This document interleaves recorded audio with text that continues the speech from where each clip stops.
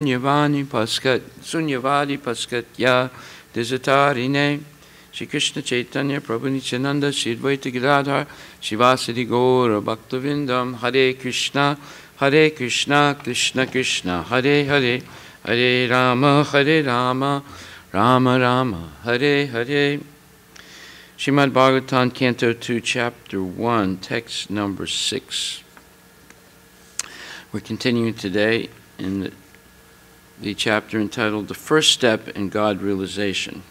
Etavan Sankhya Yoga Abhyam Swadharma Parinistaya Janmalabha Param Pumsam Ante Narayana Smriti Prayana Munayo Rajan Nivrita Vidisedata Nirgunyasta Ramante Sma Gunanu Katane Hare. O King Parikshit, mainly the topmost transcendentalists who are above the regulative principles and restrictions take pleasure in describing the glories of the Lord. Purport by His Divine Grace, A.C. Bhaktivedanta Swami Prabhupada. The topmost transcendentalist is a liberated soul and is therefore not within the purview of the regulative principles. A neophyte who is intended to be promoted to the spiritual plane is guided by the spiritual master under regulative principles. He may be compared to a patient who is treated by various restrictions under medical jurisdiction. Generally, liberated souls who take pleasure in describing the transcendental activities, as mentioned above, since Narayana, Hari, the personality of God, is beyond the material creation, his form and attributes are not material. The topmost transcendentalists, or the liberated souls, realize him by advanced experience of transcendental knowledge, and therefore they take pleasure in the discussion of the transcendental qualities of the Lord's pastimes. In the Bhagavad Gita 4.9, the personality of Godhead declares that his appearance and activities are all divyam, or transcendental. The common man who is under the spell of material energy takes it for granted that the Lord is like one of us, and therefore he refuses to accept the transcendental nature of the Lord's form, name, etc. The topmost transcendentalist is not interested in anything material, and his taking interest in the matter of the Lord's activities is definite proof that the Lord is not like one of us in the material world. In the Vedic literatures also it is confirmed that the Supreme Lord is one, but that he is engaged in his transcendental pastimes in the company of his unalloyed devotees, and that simultaneously he is present as the Supersoul, an expansion of Baladeva in the heart of all living entities. Therefore, the highest perfection of transcendental realization is to take pleasure in hearing and describing the transcendental qualities of the Lord, and not in merging into his impersonal Brahman existence, for which the impersonalist monist aspires. Real transcendental pleasure is realized in the glorification of the transcendental Lord, and not in the feeling of being situated in his impersonal feature. But there are also others who are not the topmost transcendentalists, but are in a lower status, and who do not take pleasure in describing the transcendental activities of the Lord. Rather, they discuss such activities of the Lord formally with the aim of merging in his existence. This verse gives a very interesting and deep discussion of human psychology. It shows the difference between the topmost transcendentalists and ordinary person, or even ordinary persons who are attempting to attain liberation from material nature through the impersonalist path. This is also explained in Bhagavad Gita, in the 12th chapter, where it says, Kleso dikaritas chaiva, 12th chapter, verse number 4 and 5.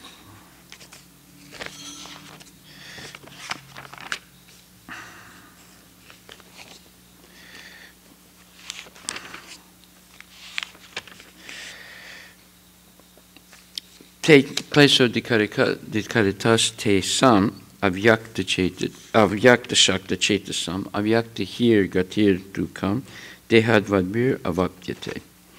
For those whose minds are attached to the unmanifested, impersonal feature of the Supreme, advancement is very troublesome. To make progress in that discipline is always difficult for those who are embodied. So the impersonalists who try to follow the path of the inconceivable, unmanifest, impersonal feature of the Supreme Lord are called jnani yogis, and persons who are in full Krishna consciousness. And they're different than persons who are in full Krishna consciousness. They engage in devotional service, who engage in devotional service. They're called bhakti yogis. Now, the difference between the jnana yogi and the bhakti yogi, or jnana yoga and bhakti yoga, is explained in this verse. The jnana yoga, although ultimately it brings one to trying to understand who God is, it's very troublesome.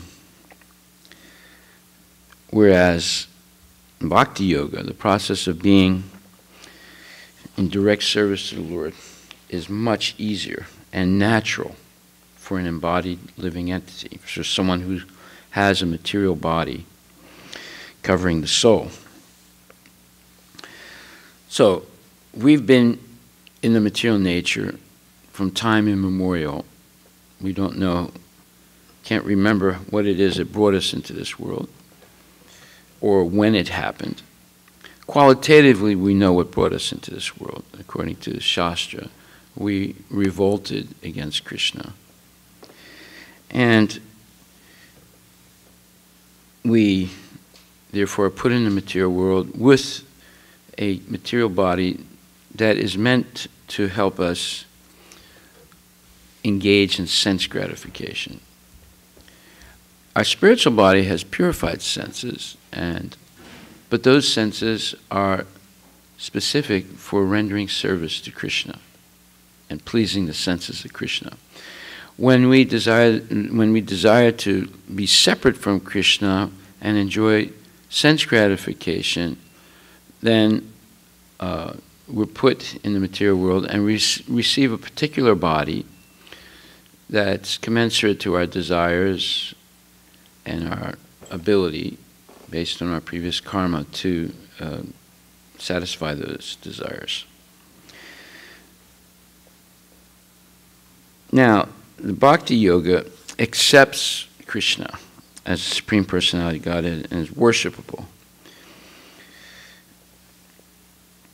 And Krishna, of course, has a transcendental body, not made of earth, water, fire, air, ether, and so forth, but of Sat Chit Ananda.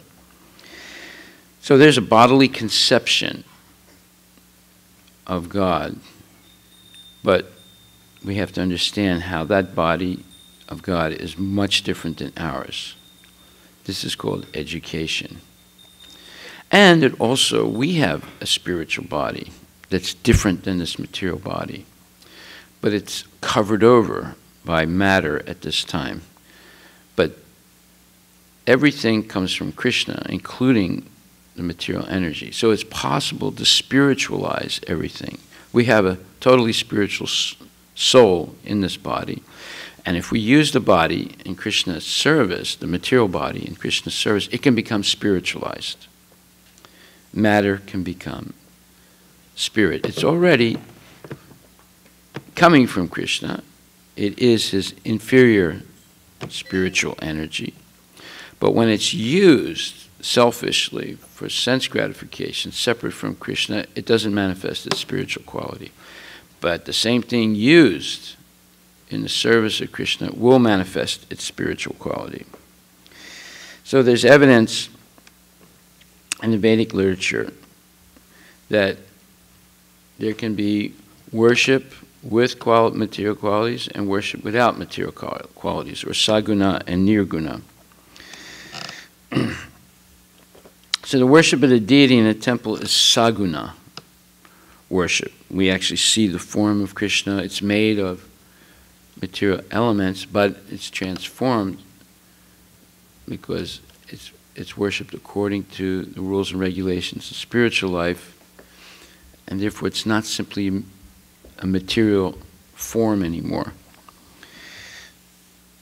Worship of the deity in the temple is saguna worship, but the form of the Lord, though represented by these material qualities, such as stone, wood, or oil, paint, is not actually material. That is the absolute nature of the Supreme Lord.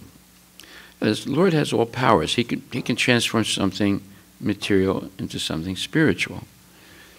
The concept is there in other religions, though not as clearly delineated. Like, for example, when in the Catholic Church, when the priest does the Eucharist, apparently ordinary wine and bread are transformed into some transcendental substance called the blood and flesh of Jesus. This is a matter of faith, and people in the church, at least the Catholic Church, Episcopalian Church, and other churches, believe that this miracle happens during the liturgy, and especially at the high point of it, which is called the Eucharist. In Islam, people will definitely admit that a Quran, especially in Arabic, in the original language it was spoken in, is not an ordinary material book. Therefore, they give it special respect, because the Word of God is written, even though it's ordinary ink, ordinary paper, ordinary glue, but the words there are coming directly from God. Therefore, this book is not treated like an ordinary book is treated. It's treated as the Word of God. Jai Shri Radha Nilamadhava Ki Jai.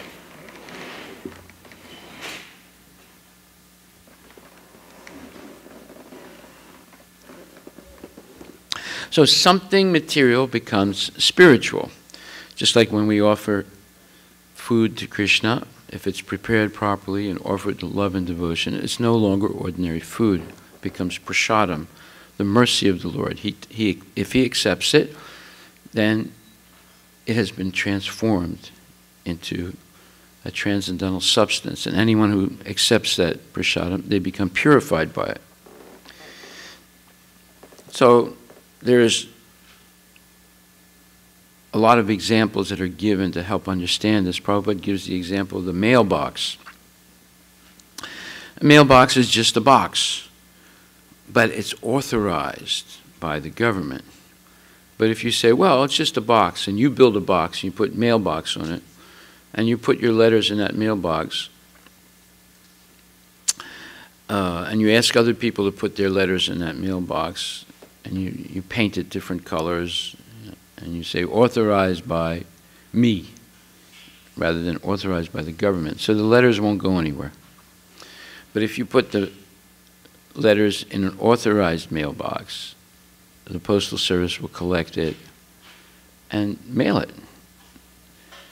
So every box is not an authorized mailbox.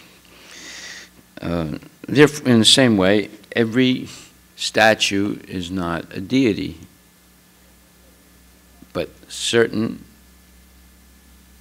statues that have been authorized by the acharyas and the parampara and worshipped in a bona fide way, it's no longer simply a statue or an idol. It is actually a deity of Krishna. So the Archa Vigraha is actually an incarnation of the Supreme Personality of Godhead. And Krishna will accept service, or the deity will accept service through this form. That's because God is absolute and omnipotent, and he can incarnate as an Archa Vigraha, as the deity. He can accept the services of the devotee in order to make it convenient for us who are conditioned by the material nature. There's no difficulty for the devotee in Bhakti Yoga to approach the Supreme Personality of Godhead immediately and directly. But for people who are following the impersonal path, who must sit down and meditate on something inconceivable and non-palpable, it's very difficult. They have to understand what's called the unmanifested manifestation, or the unmanifested representation of the Supreme through Vedic literatures like the Upanishads. And they have to learn the language, understand the non-perceptual feelings, whatever those are, and realize all these different esoterical processes. And it's not easy for a common person to do.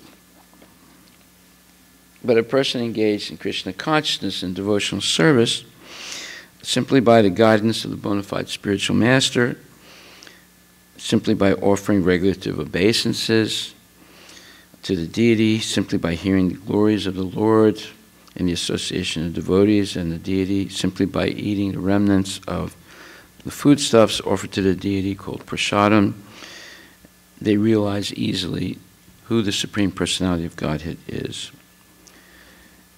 So, impersonalists are unnecessarily undergoing very difficult processes to approach the ultimate truth, but the devotee very easily can realize the absolute truth in the person of Sri Krishna. There's no risk, trouble, difficulty to approach the Lord through Bhakti Yoga. And the Srimad Bhagavatam also said that if one ultimately has to surrender unto the Supreme Personality of Godhead, and this process of surrendering is called bhakti, but instead takes the trouble to understand what is Brahman and what is not Brahman, and spends his whole life in that way, the result is simply trouble. There's no guarantee they'll understand. How can you understand something that's imperceptible and inconceivable? Therefore, it's advised that one should not take up this troublesome path of self-realization, because there's uncertainty in the ultimate end. What is the nature of that uncertainty? Well, this is explained in the 6th chapter of Bhagavad Gita in a very, very interesting purport. Prabhupada explains what is the ultimate goal of meditation.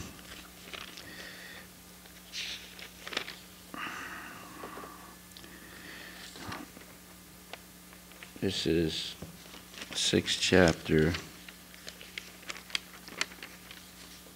verse number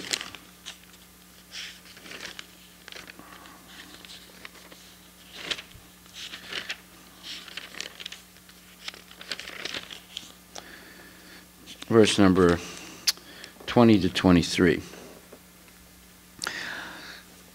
The question is, there are so many people meditating today. Meditation has become a big thing.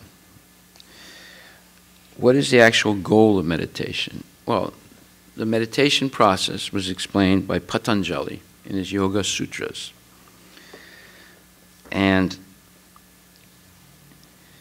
Patanjali explains that Purushartha Sunyanam Gunanam Pratiprasava Kaivalyam Swarupa Pratista Va Chitti Shaktir Iti. This is Yoga Sutras 334 of Patanjali. So the monists, or people who believe in Kevala Advaita, that the absolute truth is unequivocally one and homogeneous. There's no such thing as duality and individuality. So in order to merge into that oneness, one must also deny their own individuality, deny God's individuality, and so forth, to merge into that Brahman. Brahman is non-dual. However, there's a duality of the knowledge and the knower. This is not accepted by the impersonalists. But in the verse that's under question, Bhagavad Gita 20 to 23, it says that in the stage of perfection called trance or samadhi, one's mind is completely restrained from material mental activities by practice of yoga. This perfection is characterized by one's ability to see the self by the pure mind and to relish and rejoice in the self. In that joyous state, one is situated in boundless transcendental happiness, realized through transcendental senses. Established thus, one never departs from the truth, and upon gaining this, he thinks there is no greater gain. Being situated in such a position, one is never shaken, even in the midst of great difficulty. This indeed is actual freedom from all miseries arising from material contact. So the exact verse is Sukham aityantikam yattat buddhigrayam atindriyam vetiyatra nachayvayam stitas chalati tattvataha. This is a very interesting verse. There are three verses here, but this one, Sukham aityantikam, it talks about supreme happiness, Sukham aityantikam. And it's aitindriyam, in other words, it's something that is transcendental. And therefore, one who is situated in that is never moved afterwards. They attain this supreme transcendental happiness. Well, Patanjali mentions the same thing in this verse that we just read, Yoga Sutra 334, especially when he says Chitti Shakti, or the internal potency, which is transcendental. Purushartha means material religiosity, economic development, sense gratification, and at the end, the attempt to become one with the Supreme, Mukti. However, we have to understand how Patanjali explains this oneness. This oneness with the Supreme, or Kaivalyam, he explains, is an internal or transcendental potency by which the living entity becomes aware of his constitutional position. What does that mean? Well, this is further explained by Lord Chaitanya Mahaprabhu also, where he says, Chaito Darpana Marjanam, Bhava Mahadavagni Nivarpanam, Shairak Kairavya Chandrikavitam, Vidyavadahu Jivanam, Anandam Buddhi Vardhanam, Patipadam Purnam Vadanam, Sarvatma Snapanam, Param Vijayate, Shri Krishna Chaitanya. That's Shri Krishna. So, this verse, he's talking about Chaito Darpana Marjanam. There's a certain point where the consciousness of a living entity is cleansed of all impurities. This clearance of the impure mirror of the mind, Chaita Darpana Marjanam, this clearance is actual liberation, or Bhava Mahadavagni Nirvapanam. And the theory of nirvana, also preliminary, corresponds with this principle. In the Bhagavatam also it says, Swarupena Vyapastita. In the Bhagavad Gita, here it says, Sukham Aityantikam Yatad. So, from Bhagavad Gita, from Buddha's concept of nirvana, from Lord Chaitanya's Siksastakam prayers, to Patanjali's 3rd chapter, 34th verse, there's something is explained here that corresponds one to the other. The nirvana, or the material cessation, after that, there is an experience of something transcendental. According to Bhagavatam, it's devotional service to the Lord, or Krishna consciousness. Swarupena vyavastiti. This is the real life of the living entity. Maya, or illusion, is the condition of spiritual life contaminated by material infection.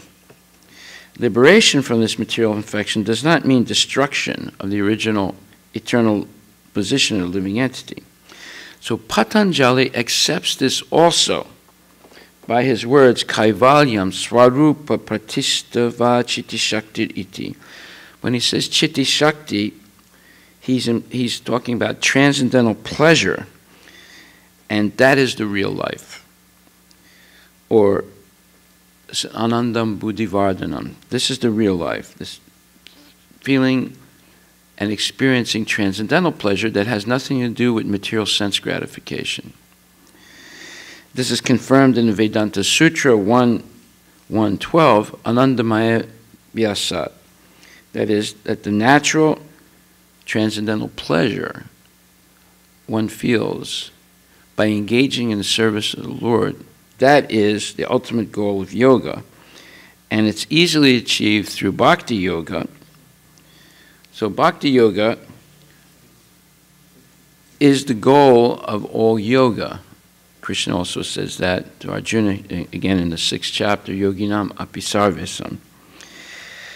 So there's different kinds of samadhi explained. One is called sampragyata samadhi and asampragyata samadhi.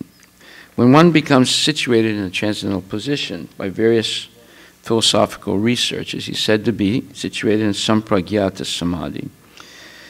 But in the asampragyata samadhi, there's no longer any connection with mundane pleasure. Then, this transcendental pleasure is transcendental. In other words, it's superior to any mundane pleasure. So when the yogi is at once situated in that transcendental position, he never is shaken from it.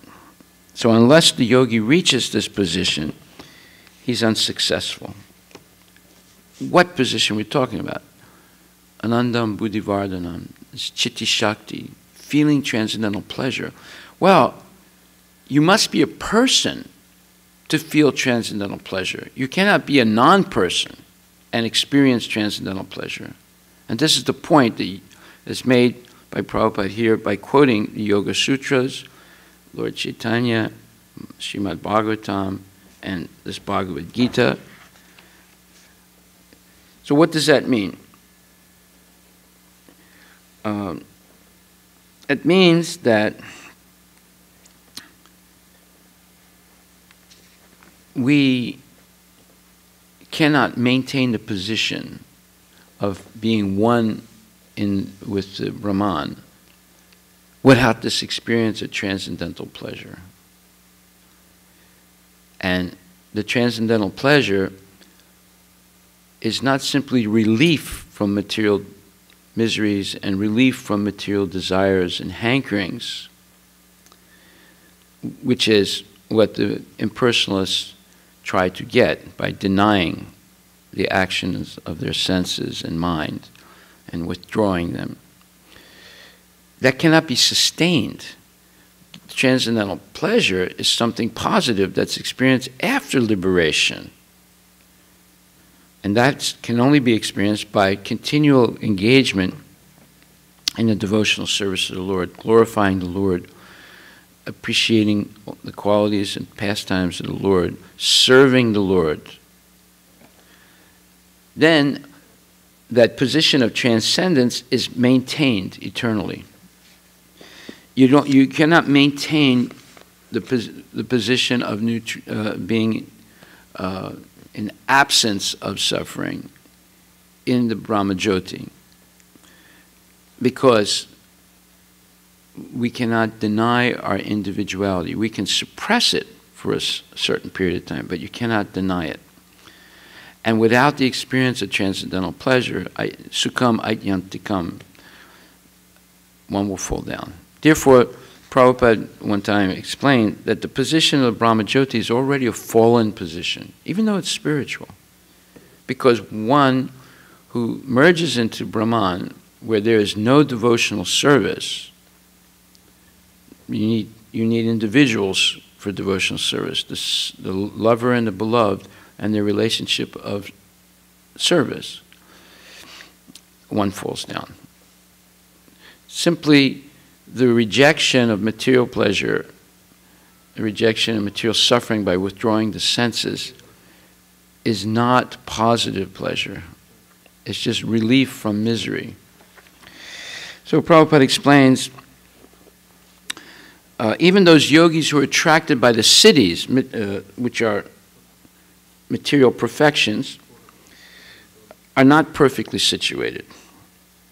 If yogis are attracted by the byproducts of yoga, then they cannot attain the stage of perfection. A byproduct of yoga are the cities, or material opulence, or a long life, or great knowledge, or great renunciation. These are byproducts.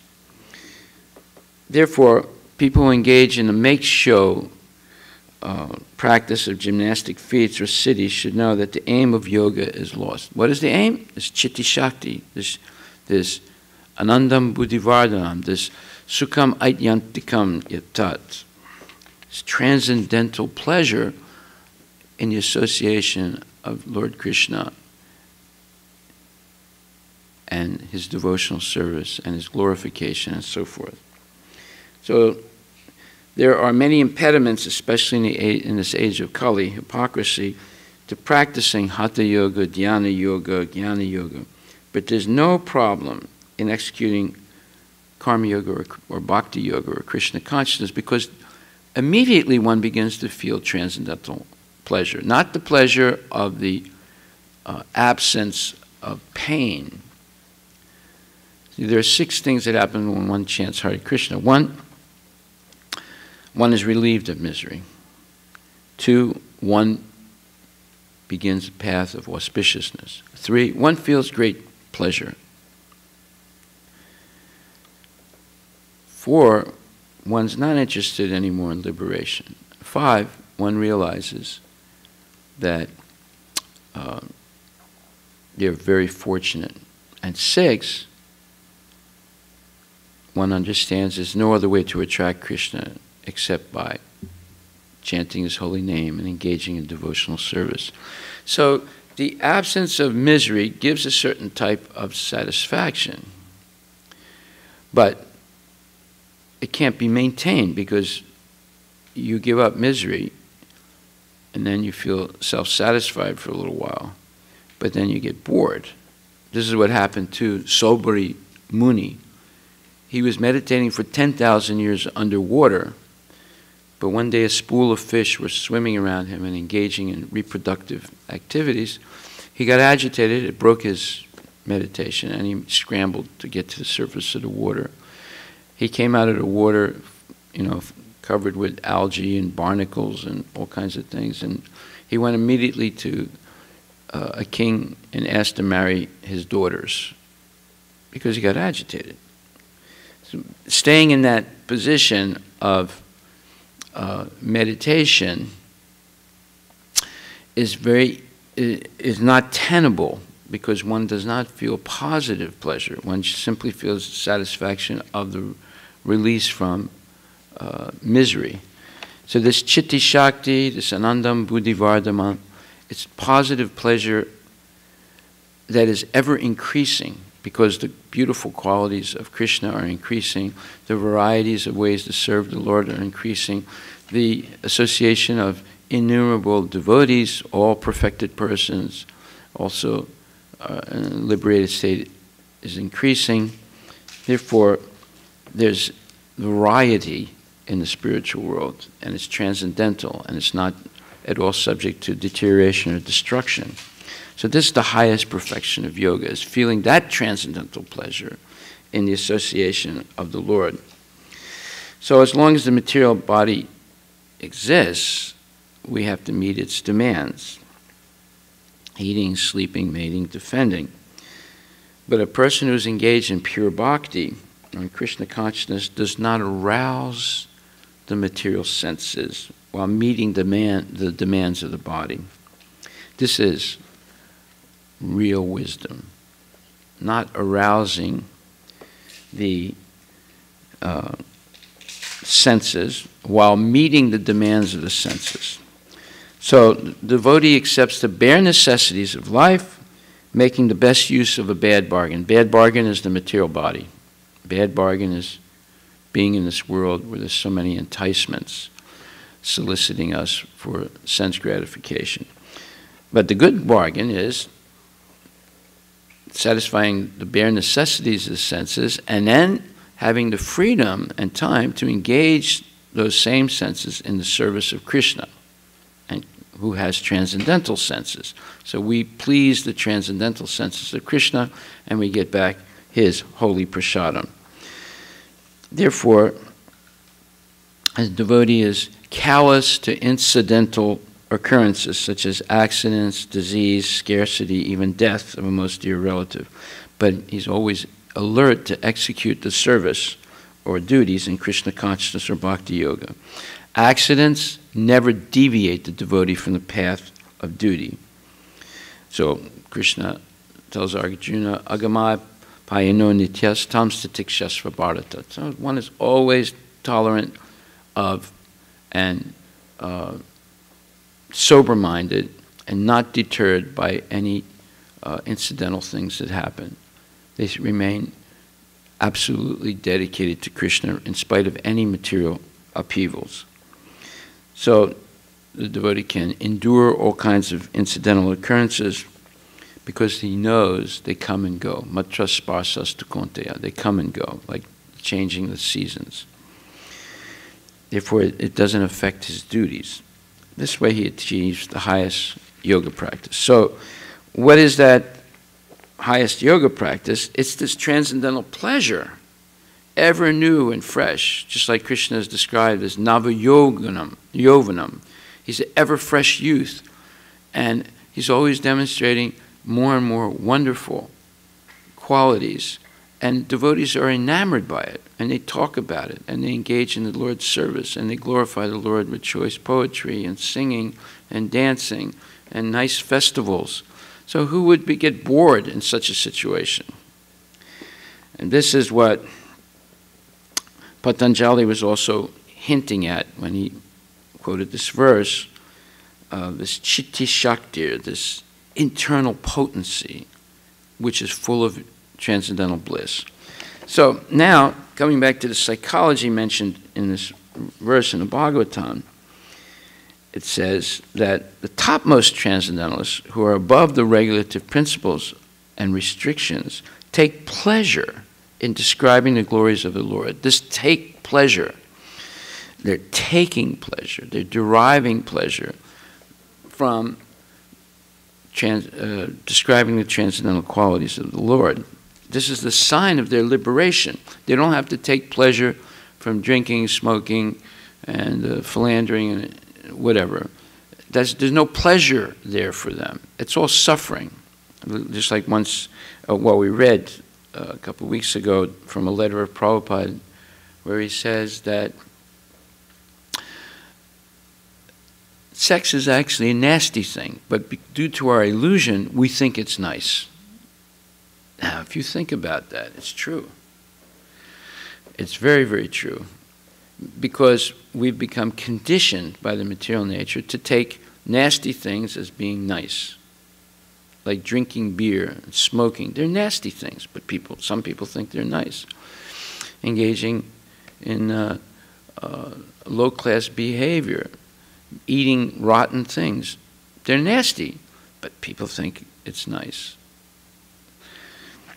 Okay, so here it says, the topmost transcendentalist is a liberated soul and is not required to follow regulative principles, although they follow the regulative principles naturally in order to inspire others. And they're not adverse to the regulative principles, but they've already reached the topmost position of complete liberation from what? From attraction to the material nature, from attraction to sense gratification for selfish purposes. But the neophyte who wants to be elevated to the spiritual plane is guided by the spiritual master under the regulative principles, because we've become addicted to low-class behavior and low-class standard of material pleasure. So it requires some treatment to reorient ourselves to transcendental life.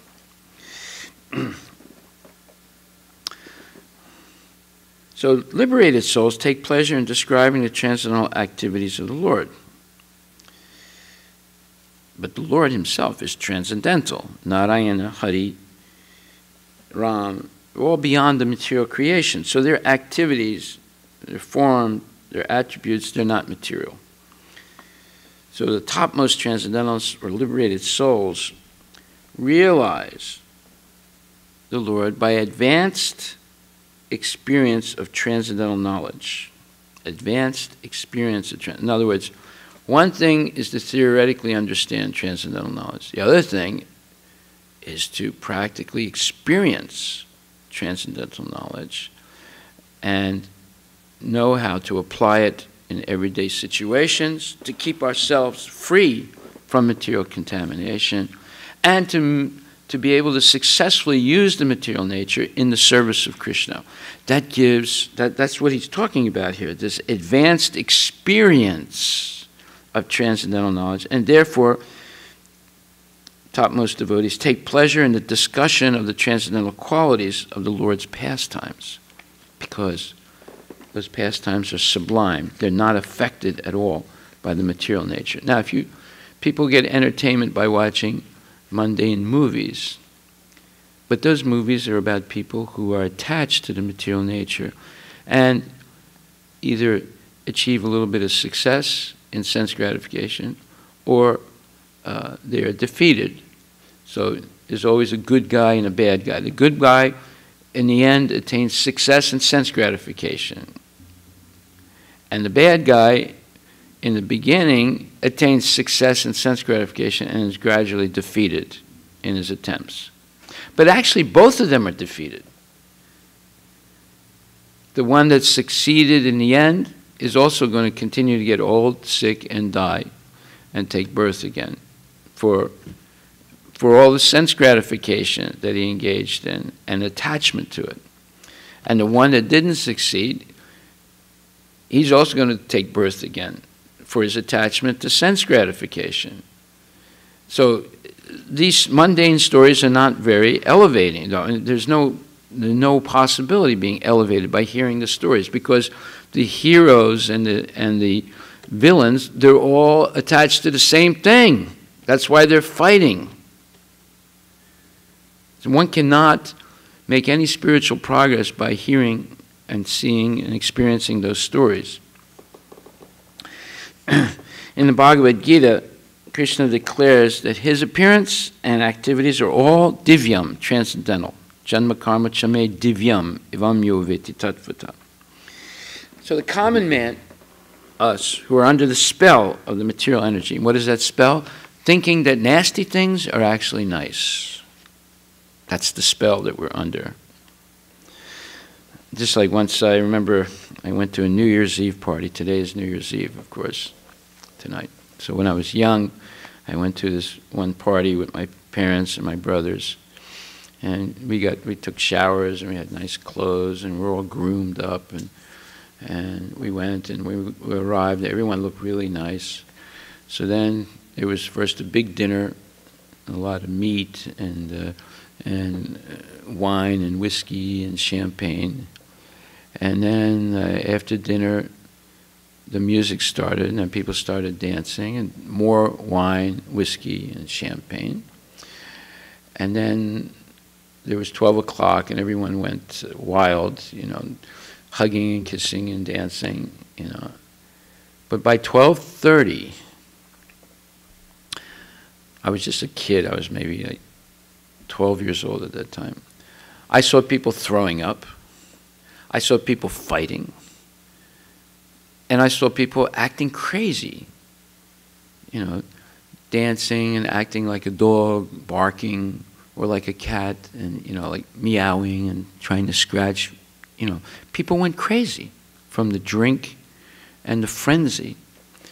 And I was thinking, after it was all over, we're going home, everyone was saying, "Oh, it was a great time. We had a wonderful time," And I was thinking to myself, well, of course, how was it so wonderful? I saw my uncle hanging his arms and head over a chair, throwing up. And he had to be carried out. And there was a fight. And then everyone was acting really stupid. So where was the pleasure in all that?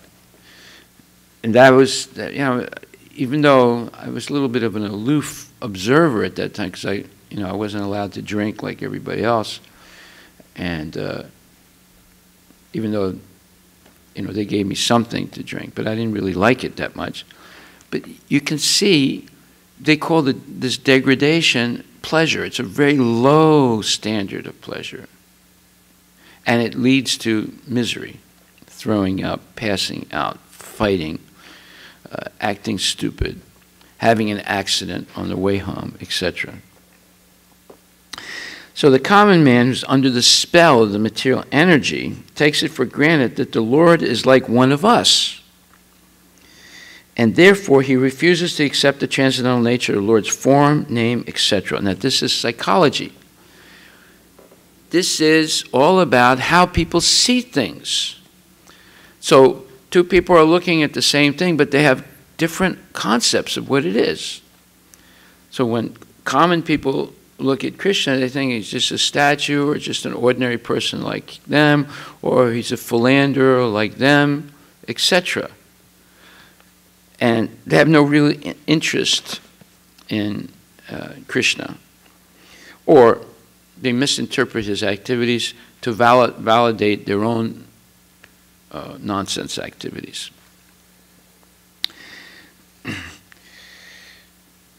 The topmost transcendentalist, however, is not interested in anything material, and his taking interest in the matter of the Lord's activities is definite proof that the Lord is not like one of us in the material world. This is the defining difference. Transcendentalist or a devotee understands that Krishna is not an ordinary person like us. He's actually transcendental. And this is the whole purpose of studying Bhagavad Gita, Srimad Bhagavatam, is to come to that conclusion.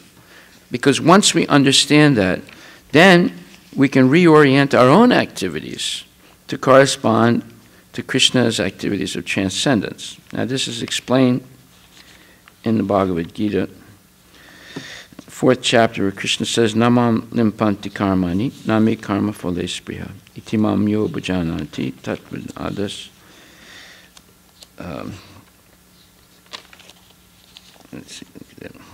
Karma birna sabhadyate. Itimam yo bhajananti, karma birna sabhadyate.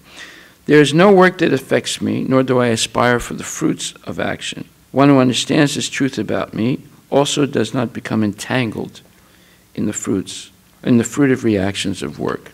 Now this is a very important verse, Bhagavad Gita, 4th chapter, verse number 14.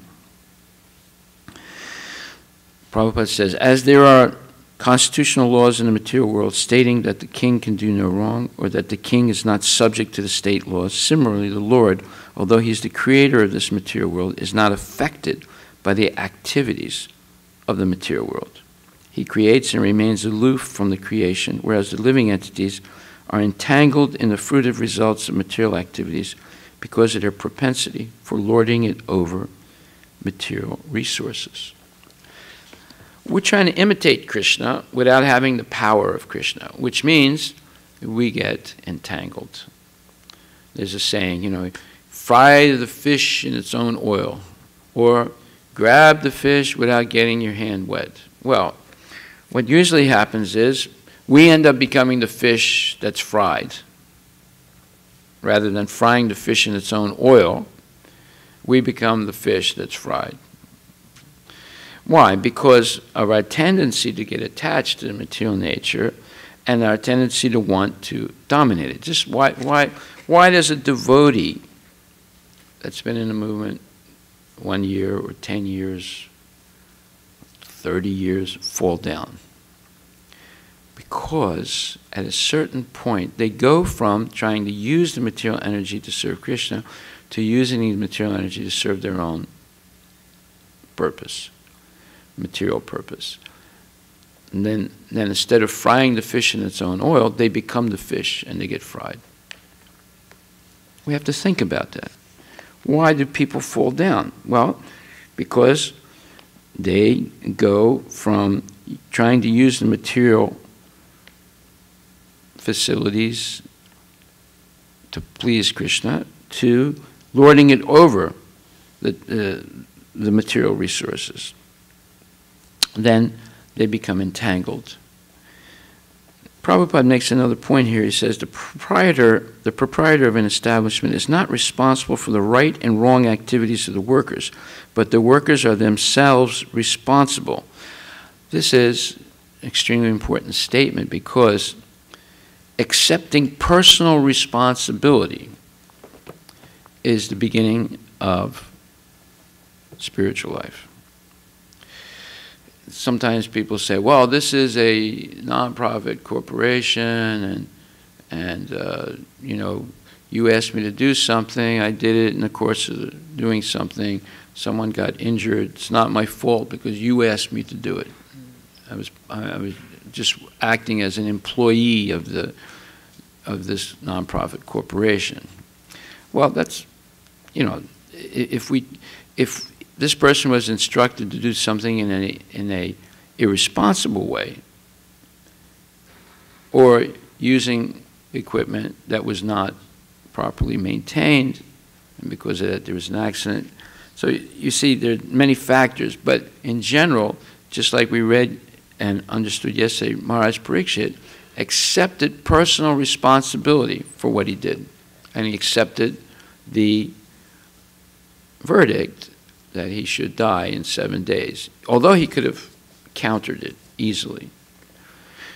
But he took it as the Lord's mercy, giving him a chance to, he analyzed the situation for us. He said, look, I did something that I admit is not right.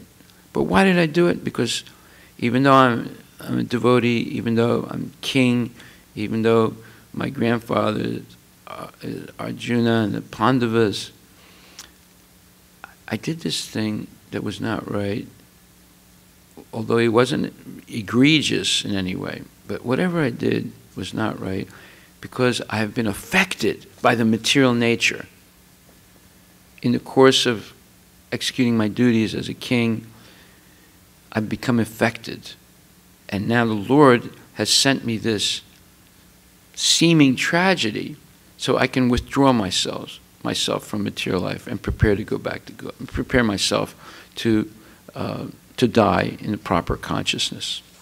So he didn't take it as a curse or a negative thing. He took that as an opportunity to make spiritual advancement. By analyzing, he said, I did something rash. I put this dead snake around the neck of Samika Rishi. Why did I do that? Because I was influenced by the material nature. I was not acting free of it. So therefore, Krishna is not influenced by anything in the material world. And he's not aspiring for the fruits of his actions. So a person who understands this truth about Krishna also does not become entangled in fruitive reactions of work. So somehow or other, Maharaj Parikshit got entangled. And he realizes because he was somehow or other affected by the material nature. And now Krishna is giving him an opportunity to completely withdraw and prepare for death. And how did he prepare for death? He listened to the Srimad Bhagavatam from a pure devotee, Sukadeva Goswami. And therefore, he was no longer affected by anything in the material world. His mind completely transferred 100% to Krishna, and he was able to meet death without any fear, and his mind focused entirely on Krishna. So personal responsibility is a very important thing. And most people will try and avoid personal responsibility or not admit it. The living entities are engaged in their respective activities of sense gratification, and these activities are not ordained by the Lord. The Lord is not forcing anyone to be a sense gratifier. For advancement of sense gratification, the living entities are engaged in the work of this world, and they aspire to heavenly happiness after death, where they'll have more sense gratification, but on a higher level. The Lord, being full in himself, has no attraction for so-called heavenly happiness. The heavenly demigods are only his engaged servants. The proprietor never desires the low-grade happiness such as the workers may desire. He's aloof from the material actions and reactions. For example, the rains are not responsible for different types of vegetation that appear on the earth, although without such rains, there's no possibility of vegetative growth. So the Lord is overseeing everything, maintaining everything, but he's not responsible for what the living entities do in this material world. They're responsible based on their own choices. If they choose to dominate the material nature, engage in sense gratification, they're responsible fully for their actions. If they want to engage in Krishna service, following the instructions of bona fide spiritual masters, and offering the result with love and devotion to the Lord, then they're not responsible. The Lord indemnifies them, protects them, and helps them to maintain a position of pure devotional service. So this is explained. 13th chapter, 21st verse of Bhagavad Gita, Karya Karanam Kartritve, Hetur Pakritir Uchyate, Purusha Sukadukanam Bhoktritve Hetur Uchyate. Nature is said to be the cause of all material causes and effects, whereas the living entity is the cause of the various sufferings and enjoyments in this world. This is knowledge. We'll stop for a few minutes, bro. Yeah.